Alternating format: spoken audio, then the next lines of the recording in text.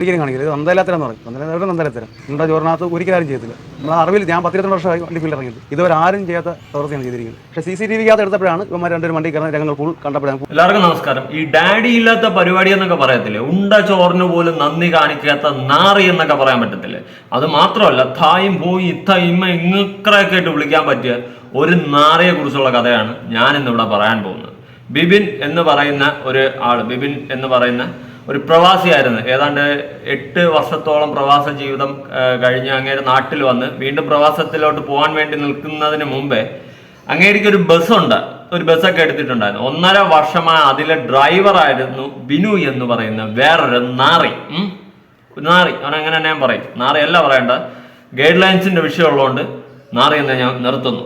അപ്പോൾ ചവറ, കൊട്ടിയം, കൊല്ലം എന്ന് പറയുന്ന സ്ഥലത്ത് ഓടുന്ന ഒരു ബസ്സാണ് അൻവിത എന്നാണ് ബസ്സിന്റെ പേര്.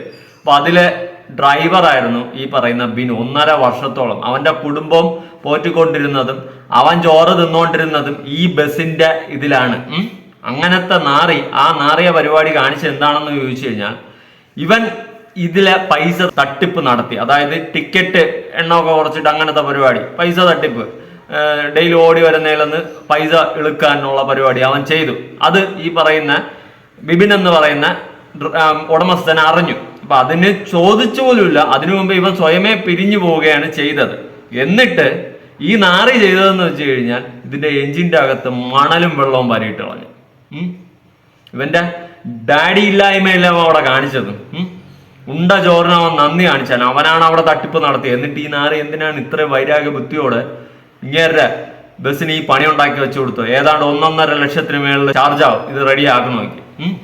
അപ്പോൾ എന്തായാലും അതുമായി ബന്ധപ്പെട്ടിട്ട് ബിബിൻ എന്ന് പറയുന്ന ആൾ പറയുന്ന നമുക്കൊന്ന് കേട്ട് നോക്കാം. കേട്ടിട്ട് നമുക്ക് ബാക്കി സംസാരിക്കാം. എൻ്റെ ബസ് ഈ കഴിഞ്ഞ ശനിയാഴ്ച മുതൽ ഈ വണ്ടി ഓടുന്നില്ല. ഇന്ന് കൂടെ ആകുമ്പോൾ 5ാമത്തെ ദിവസമാകും. 1.5 വർഷം എൻ്റെ കൂടെ നിന്ന് ഒരു തൊഴിലാളി ചെയ്ത വഞ്ചനയുടെ പുറത്താണ് ഈ വണ്ടി ഓടാതെ ഇങ്ങനെ കിടക്കുന്നത്. അയാൾ ചെയ്തത് പൈസ കണക്കിനകത്ത് വെട്ടിത്തിരുത്തി. രാവിലെ ഇത് വൈകുന്നേരം ഞാൻ കൈയോടെ പിടിച്ചു. കൈയോടെ പിടിച്ച് അയാളുടെ അടുത്ത് ചോദിക്കാനായിട്ട് അയാളെ ഞാൻ കണ്ടില്ല, നേരിൽ കണ്ടില്ല. അടുത്ത ദിവസം തൊട്ട് അയാൾ വേറെ വണ്ടിയില്ല ഡ്യൂട്ടിക്ക് പോകുന്നത്. ഞായറാഴ്ച മാത്രമേ ഇവൻ ജോലിക്ക് പോകാതിരിക്കത്തുള്ളൂ. ഞായറാഴ്ച വീട്ടിൽ വന്ന് ചോദിക്കാൻ വേണ്ടിയാണ് ഇരുന്നത്. ഈ ഞായറാഴ്ച വീട്ടിൽ നിന്ന് ചോദിക്കാം, ഇതിൻ്റെ ക്ലാരിറ്റി വരുത്തണം എന്ന് വിചാരിച്ചാണ് ഇരുന്നത്. അപ്പോൾ അതിൻ്റെ ഇടയ്ക്കാണ് ശനിയാഴ്ച വണ്ടി കയറി എഞ്ചിനകത്ത് എഞ്ചിൻ ക്യാപ്പ് ഊരി മണ്ണും വെള്ളം കൂടെ ഒഴിച്ചത്. ഇതറിയാതെ രാവിലെ വന്ന ഡ്രൈവർ, കണ്ടക്ടറും ഓയിലും പ്രഷറെല്ലാം ചെക്ക് ചെയ്ത് വെള്ളം ഒഴിച്ച് രാവിലെ വണ്ടി എടുത്തുകൊണ്ട് പോയി. ഈ വണ്ടി എടുത്തുകൊണ്ട് പോയി ഏകദേശം ഒരു 4-5 കിലോമീറ്റർ ആയപ്പോഴത്തേക്ക് വണ്ടി ജാമായിട്ട് ഭയങ്കര ഓവർ ഹീറ്റായി സൈഡിലോട്ട് ഒതുക്കിയിട്ടു. അവർ പോയിട്ട് തുറന്ന് നോക്കിയാൽ നല്ല പുകയും കാര്യങ്ങളെല്ലാം വന്ന്. ഞാൻ അന്ന് സ്ഥലത്തില്ല. മേശിരി ഞാൻ വിളിച്ച് പറഞ്ഞു. മേശിരി വന്ന് നോക്കാൻ നേരത്ത് എഞ്ചിനകത്ത് മണൽ, കടപ്പുറത്തെ മണ്ണും വെള്ളം കൂടെ ഒഴിച്ചിട്ടുണ്ട്.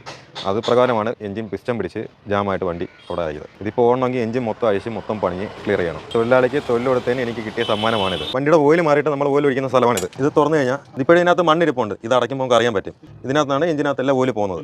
ഈ ഭാഗത്താണ് അവർ മണ്ണിട്ടത്. മണ്ണിട്ട് ഇത്രയും ഭാഗം അവരെ ക്ലീൻ ചെയ്ത് വെച്ചു, അറിയാതിരിക്കാൻ വേണ്ടി. ഇത്രയും ഭാഗം അതാണ്ട് ഇവിടെ എല്ലാം പൊടി എടുക്കൊണ്ട് കാണുമ്പോൾ മനസ്സിലാവും. ഇവിടെ ഇത്രയും പൊടി എടുക്കില്ല, ഇവിടെ എല്ലാം ക്ലീൻ ചെയ്ത്. അതുപോലെ തന്നെ മണ്ണിൻ്റെ തരികൾ കുറച്ച് പുറത്ത് പോയിക്കും. അതാണ്ട് ഈ സൈഡ് കിടപ്പുണ്ട്. ഇത് മണ്ണാണ്, കട്ടി മണ്ണാണ് ഈ കിടക്കുന്നത്. ഇതിനകത്ത് മൊത്തം മണ്ണായി. ഈ അടപ്പിനകത്ത് നോക്കിയാലും കാണാം. അടപ്പിൻ്റെ എല്ലാ തരി അടയ്ക്കുമ്പോൾ നമുക്ക് അറിയാൻ പറ്റും. ഇതറിയാതിരിക്കാൻ ഇതാണ് ഇത് ഇത്രയും വൃത്തിയാക്കി വെച്ചേക്കുന്നത്. സ്വപ്നത്തിൽ പോലും നമ്മൾ ചിന്തിക്കാത്തൊരു കാര്യം. ഇയാൾ ഇത് ഈ വണ്ടിയിൽ ഡ്രൈവറായിട്ട് ഓടിക്കൊണ്ടിരുന്ന ആളാണ്. ഇത് ചെയ്യുമെന്ന് ഞാൻ സ്വപ്നത്തിൽ പോലും വിചാരിച്ചില്ല. ഉണ്ട ചോറിന് നന്ദി കാണിച്ചതാ ആ നാറി. ആ നാറി കാണിച്ചതാ, ഉണ്ട ചോറിന് കാണിച്ച നന്ദിയാണ്. 1.5 വർഷം പണിയെടുത്ത് അവൻ്റെ കുടുംബം പോറ്റിയത് വരെ ഈ ബസ്സിൻ്റെ ഇതിലാണ്. എന്നിട്ട് അവൻ അവസാനം എണ്ണാക്കിൽ അടിച്ചു കൊടുത്തിട്ട് അവൻ പോയി കടപ്പുറം മണ്ണ് വാരി എഞ്ചിൻ്റെ അകത്തിട്ട് പണിയും കൊടുത്തിട്ട് പോയി. അവൻ ചെയ്ത തെറ്റാ. അവനാണ് കണക്കിൽ തിരുമറി നടത്തിയത്. എന്നിട്ട് അവസാനം ഈ പാവത്തിൻ്റെ നെഞ്ചത്ത് തന്നെ അവൻ എടുത്തിട്ട് കൊടുത്തിട്ട് പോയി മണ്ണ്. CCTV ഉണ്ടായതുകൊണ്ട് ഇത് ആരാണ് ചെയ്തത്, എന്താണ് ചെയ്തതെന്ന് കറക്റ്റായിട്ട് തെളിയുകയും ചെയ്തു. CCTV അതാണ് ദൈവം അവസാനം എവിടെയെങ്കിലും ഒന്ന് വച്ചിട്ടുണ്ടാവും, എല്ലാം കാണാനും കേൾക്കാനുമായിട്ട്. എന്തായാലും ഇതുപോലത്തെ ഈ നാറിയെ ചെയ്യേണ്ട എന്താണെന്ന് ഞാൻ പറഞ്ഞുതരാം. അപ്പോൾ ബാക്കി കേൾക്കാം. ഡ്രൈവറെ പറഞ്ഞു തുടങ്ങാൻ കാര്യം, ഞാൻ തിരിച്ച് ഗൾഫിലോട്ട് പോകാനായിട്ട് നിന്നപ്പം ഞാൻ ഇയാളെ ഏൽപ്പിച്ചിട്ട് പോകാനായിട്ടാണ് നിന്നത്. ഞാൻ ഇയാൾ എങ്ങനെ ഉണ്ട് എന്ന് ഞാൻ പലരിടത്തും അന്വേഷിച്ചപ്പം എല്ലാവരും പറഞ്ഞത് കുഴപ്പമില്ല, നല്ല ആളാണ്, വിശ്വസിച്ച് നമുക്ക് ഏൽപ്പിക്കാൻ പറ്റിയ ആളാണ് എന്നാണ് എൻ്റെ അടുത്ത് എല്ലാവരും പറഞ്ഞത്. ഒരു മാർഗ്ഗമില്ല, ഇതുകൊണ്ട് മുന്നോട്ട് പോകത്തില്ല എന്ന് കണ്ടുകൊണ്ട് വീണ്ടും ഞങ്ങൾ ഗൾഫിൽ പോകാനായിട്ട് ഉള്ള തയ്യാറെടുപ്പിലായിരുന്നു. അപ്പോൾ ഇയാൾ വിശ്വസ്തനാണോ അല്ലയോ എന്ന് എനിക്ക് ബാക്കിയുള്ളവർ പറഞ്ഞ് എനിക്ക് വിശ്വാസം വരണം. അതിനുവേണ്ടി ഞാൻ കണക്കും കാര്യങ്ങളും എല്ലാം പുള്ളി ഏൽപ്പിച്ചു. എന്നിട്ട് എല്ലാ ദിവസവും ഞാനത് ചെക്ക് ചെയ്യും. ഞാൻ ഇല്ലാത്ത ദിവസങ്ങളിൽ പുള്ളിയാണ് ഇതെല്ലാം നോക്കുന്നത്. അതെല്ലാം കറക്റ്റാണോ എന്ന് ഞാനത് ഇവിടെ നിൽക്കാൻ ഞാൻ അത് ഉറപ്പുവരുത്താൻ വേണ്ടി പുള്ളി ഏൽപ്പിച്ചത്. അതിനകത്ത് ഞാൻ ഒരു ദിവസം നോക്കിയപ്പോൾ തിരുമറ നടത്തി. അതിനകത്ത് ടിക്കറ്റിൻ്റെ എണ്ണം കുറച്ച് രാവിലെ ഒരു ഇത് വൈകുന്നേരം ആയപ്പോൾ അത് കുറച്ച് എഴുതിയേക്കുന്നത്. അത് ഞാൻ കണ്ടക്ടറിൻ്റെ അടുത്ത് ചോദ്യം ചെയ്തപ്പോൾ കണ്ടക്ടറിൻ്റെ അടുത്ത് പറഞ്ഞത് ബിനു വന്ന് പൈസ മേടിച്ചു, എന്നിട്ട് ബിനുവാണ് തിരുത്തി എഴുതിയത്, നിനക്ക് പ്രശ്നമൊന്നും വരത്തില്ല, ഇതെല്ലാം നോക്കുന്ന ഞാൻ, വിപിന് സംശയമൊന്നും വരത്തില്ല. അപ്പം ഞാനിത് വൈകിട്ട് കറക്റ്റായിട്ട് ഞാൻ ചെക്ക് ചെയ്ത് കണ്ടക്ടറിൻ്റെ അടുത്ത് ചോദിച്ചു. അങ്ങനെ പ്രശ്നമായി. അതിൻ്റെ അടുത്ത ദിവസം തൊട്ട് ഇവൻ വേറൊരു ബസ്സിലാണ് ജോലിക്ക് പോകുന്നത്. ഇതിൽ നിന്ന് മാറി പറഞ്ഞു വിട്ടില്ല. അതിന് അടുത്ത ദിവസം വേറെ ബസ്സിലാണ് ജോലിക്ക്. തിരുമറി നടത്തിയിട്ട് സ്വന്തമായിട്ട് വേറെ ബസ്സിൽ അവൻ ജോലിക്കും പോയി. നല്ല മോണ്ട. എന്നിട്ട് വണ്ണാക്കില് നീ അങ്ങ് പോയ പോക്കിന് പോത്തുന്നടാന്ന് അറിയും. ആ പാവത്തിന്റെ അന്നം മുട്ടിക്കുന്ന രീതിയിൽ നീ എന്തിനായി തന്നയില്ലാത്ത പരിപാടി കാണിച്ചതെന്നാണ് ഞാൻ ചോദിക്കത്തുള്ളൂ. നീ ഒരു മറ്റേ അടുത്ത പരിപാടിയാണ് നീ കാണിച്ചു കളഞ്ഞത്. ഒരിക്കലും യോജിക്കാൻ പറ്റാത്ത ഒരു പരിപാടി. അടിക്കണമെങ്കിൽ അടിച്ചു തീർക്കാടാ നാറികളെ. അല്ലാണ്ട് ഈ അടിയിൽ കൂടിയുള്ള പണി ഒരുമാതിരി ഒരു നാളുകളും ചെയ്യാതിരിക്കുക. ഒരുത്തൻ ഒരു കാര്യം വിശ്വസിച്ച് ഏൽപ്പിച്ചു കഴിഞ്ഞാൽ അത് തല പോയാൽ കൂടി ആ വിശ്വാസത കീപ്പ് ചെയ്യണമെന്ന് ഞാൻ പറയത്തുള്ളൂ. അല്ല അങ്ങനെ അവിടെ കയറിയിട്ട് മറ്റേ അടുത്ത പരിപാടി കാണിക്കല്ലേ. ഒരുമാതിരി മറ്റേ എൻ്റെ അടുത്ത പേജിലെ സ്വഭാവം കാണിച്ച് വെച്ചുകൊണ്ടിരിക്കുന്നു. ബാക്കിയൊക്കെ പിന്നെ ഇത് പണിയെടുക്കണമെങ്കിൽ എങ്ങനെയായാലും ഒരു 1-1.5 ലക്ഷം രൂപ പുറത്താവും. ഇത് ഫുൾ അഴിച്ച് ക്ലീൻ ചെയ്ത് മാറി ഇത് പണി വരുമ്പോഴത്തേക്ക് ഒരു സമയം. പിന്നെ ഇതിൽ 3 സ്റ്റാഫുകളുണ്ട്. അവരെ വണ്ടി ഓട്ടം മൊത്തത്തിൽ നിലച്ച് പട്ടിണി. അവൻ്റെ വരുമാനം എന്ന് പറഞ്ഞാൽ അവൻ പണയം വെച്ചൊക്കെ ഇപ്പോൾ ഇത് ഓട്ടിക്കുന്നത്. ഈ വണ്ടിയുള്ളൊരു ബന്ധം കൊണ്ടും അവരമ്മയുടെ ഒരു ഇത് ആയതിൻ്റെ പേരിൽ വണ്ടി ഓടിച്ചുകൊണ്ട് നടക്കുന്നു. ശത്രുക്കൾ പോലും ഇങ്ങനെ ചെയ്യത്തില്ലെന്ന് പറഞ്ഞാൽ ഒരു വണ്ടിയിൽ ഓടി ജീവിക്കുന്ന വണ്ടിപ്പണി ജീവിക്കുന്ന ഒരു മനുഷ്യരും ഇങ്ങനെ ചെയ്യത്തില്ല. ഇത് വെറും തരം താങ്ങുന്ന രീതിയിലുള്ള രീതിയാണ്. എന്നാൽ ഒരു മനുഷ്യൻ 2 അടി കൊടുത്താൽ അത്രയ്ക്ക് ഉള്ളൂ. പക്ഷേ ഇത് അങ്ങനെയല്ല. ഞാനും ഗൾഫിൽ പ്രവാസി ഒരു ഡ്രൈവറായിരുന്നു. അവിടെ നിന്ന് 6 വർഷം അവിടെ ജോലി ചെയ്ത പൈസയ്ക്കാണ് ഞാൻ ഈ നാട്ടിൽ നിൽക്കാനുള്ള ആഗ്രഹം കാരണമാണ് ഞാൻ ഈ ബസ് എടുത്തത്. ഞാനൊരു ഡ്രൈവറായിരുന്ന കാരണമാണ് ഞാൻ ബസ് എടുക്കാൻ കാര്യം. ഇതുകൊണ്ട് എനിക്ക് ഉപജീവനം മുന്നോട്ട് പോകാത്ത കണ്ടീഷനായതുകൊണ്ടാണ് ഞാൻ വീണ്ടും തിരിച്ച് ഗൾഫിലോട്ട് പോകാനുള്ള മാർഗ്ഗം നോക്കുന്നത്. ഇതിപ്പോൾ ഇന്ന് 5 ദിവസമായി ഈ വണ്ടി കയറി കിടക്കാൻ തുടങ്ങിയിട്ട്. ഈ വണ്ടിയുടെ ടാക്സ് ഇന്നലെ അടച്ച്.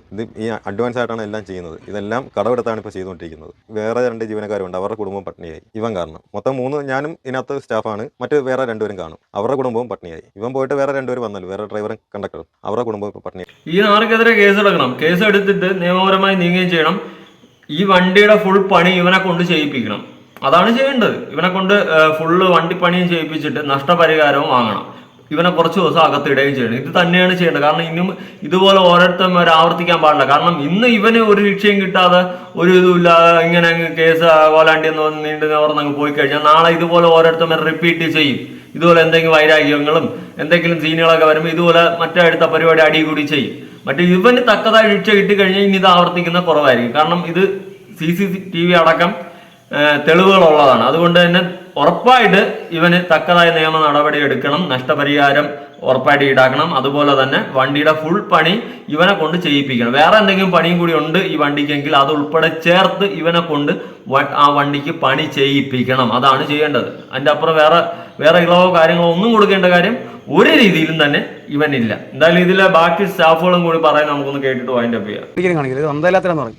നന്ദലത്തരം നമ്മുടെ ചോറിനകത്ത് ഒരിക്കലും ചെയ്തില്ല. നമ്മളെ അറിവിൽ ഞാൻ 12 വർഷമായി വണ്ടി ഫീൽഡ് ഇറങ്ങിയത്. ഇതുവരെ ആരും ചെയ്യാത്ത പ്രവൃത്തിയാണ് ചെയ്തിരിക്കുന്നത്. പക്ഷേ CCTV എടുത്തപ്പോഴാണ് ഇവന്മാർ 2 വണ്ടി കയറുന്ന രംഗങ്ങൾ ഫുൾ കണ്ടപ്പോഴാണ് ഫുൾ ബോധി ചെയ്യാൻ പറ്റും. കൂടെ ജൂടെന്ന് പറയുന്ന വ്യക്തിയെ അരി മേടിച്ച വാഹനത്തിൽ ആരും ചെയ്തില്ല. അയാൾക്ക് പറയുന്ന ശമ്പളവും കൊടുത്ത് ഒന്നേ പോലെ കൊണ്ടുവരണം. അത് 3 പേരുടെ ജോലി ഇല്ലാതാക്കി. എനിക്കാണെങ്കിൽ 3 പിള്ളേരുമുണ്ട്, ഭാര്യയുണ്ട്, വീട്ടിൽ വയസ്സായ 2 അമ്മയും അച്ഛനുമുണ്ട്. ഈ വരുമാനം കൊണ്ടാണ് ഞാൻ അവിടെ നോക്കിയിട്ടുണ്ട്. ഇനി ഓടാതെ ഒന്നും ചെയ്യാതെ ഒരുപാട് പേര് അന്നം മുട്ടിച്ച മാത്രമല്ല അവൻ ചെയ്തിട്ടുള്ളത്. ഇവന് ഡാഡി ഇല്ലാത്ത സ്വഭാവം കൂടിയാണ് ഇവ അവിടെ കാണിച്ചു വെച്ചിട്ടുള്ളത്. അതുകൊണ്ട് തക്കതായ നിയമ നടപടി എടുക്കുക. ബിബിൻ എന്ന് പറയുന്ന ചേട്ടൻ ഉറപ്പായിട്ട് കേസുമായി മുന്നോട്ട് പോവുക. നഷ്ടപരിഹാരം വാങ്ങുക. വണ്ടിയുടെ പണിയും അവനെ കൊണ്ട് തന്നെ ചെയ്യിപ്പിക്കുക. എല്ലാം അത് കോടതി മുഖേന എല്ലാം അതങ്ങനെ ആക്കണം. അതായിരിക്കണം വരേണ്ട രീതി. മനസ്സിലായ? പിന്നെ പോലീസുകാർ അറസ്റ്റ് ചെയ്യണം. അറസ്റ്റ് ചെയ്ത് ചാമ്പാൻ പറ്റുമെങ്കിൽ ഇവനെയൊക്കെ ചാമ്പണം. ഇവനൊക്കെ ഇനി അവൻ്റെയൊക്കെ അച്ഛൻ്റെ കാലത്ത് പോലും ഇങ്ങനത്തെ പരിപാടി കാണിക്കാൻ പാടില്ല. മനസ്സിലായി? എന്തായാലും നിങ്ങളുടെ അഭിപ്രായങ്ങളും കാര്യങ്ങളും ഉറപ്പായിട്ട് താഴെ കമന്റ് ചെയ്യണം. പുതിയ വീഡിയോ ആയിട്ടാണ്. ബൈ.